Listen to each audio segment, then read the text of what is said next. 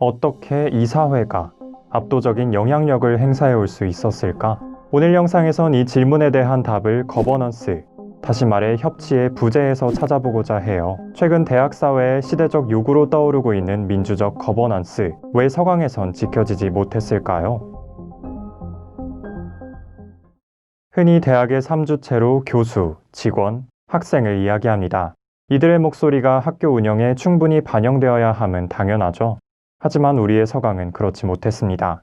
먼저 교수 사회를 살펴볼까요? 대부분의 대학엔 교수의회, 교수협의회, 혹은 교수평의회 등의 이름으로 교수들의 입장을 대변하는 기관이 존재합니다.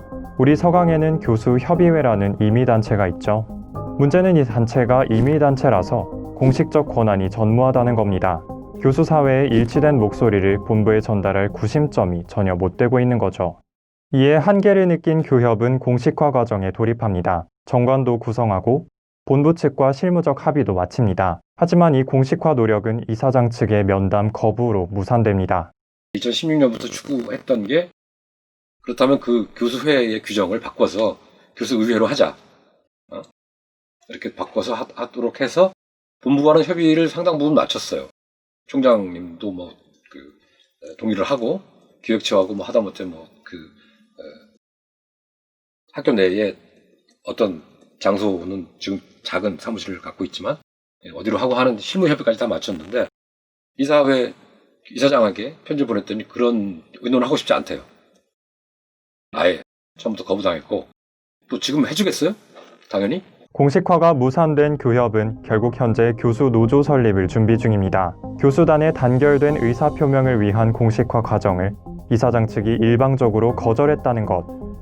타 구성원들의 목소리에 귀를 닫은 법인이사회의 현 주소를 보여주는 대목이 아닌가 싶습니다. 다음으론 직원입니다. 이들은 왜 법인이사회에 목소리를 내지 못했을까요? 문제는 직원 노조 내부에 있었습니다. 조합원들 내에서 공감대를 형성하고 단결된 목소리를 이끌어냈어야 할 전임 집행부가 이 부분에서 명백히 실패한 거죠. 전임 집행부와 학교 본부가 소통을 얼마나 했는지 모르겠으나 전임 집행부가 직원사회와 소통한 거는 대단히 낮다. 제가 엊그저께인가 직원 인사 관련 규정이 개정됐다는 공문을 받았어요.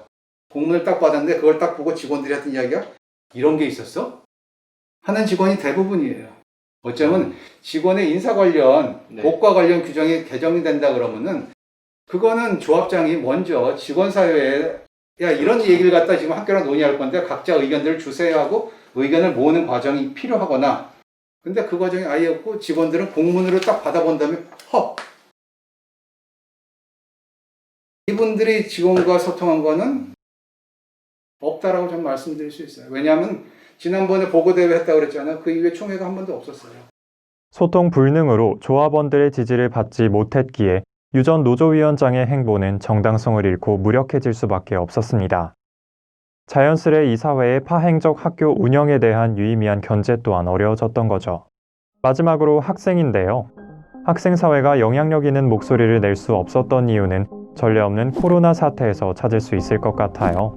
코로나로 인해 선거를 치르지 못해 총학생회 비대위가 출범했고 동아리, 언론사, 단과대 학생회 등 모든 학생 활동이 제한됐죠. 구심점을 잃은 학생사회의 요구는 이사회에 의해 간단히 묵살됐습니다. 3,106명의 학우가 요구한 이사회 간담회는 이뤄지지 않았고 서강사랑 2기의 주도하에 이루어진 시위에도 법인은 꿈쩍하지 않고 있죠. 최근 일련의 사건들은 이사회 자체의 문제에 더해 학내 구성원들이 각자의 목소리를 제대로 낼 수 없었던 상황적 요인들의 복합적 결과로 보입니다.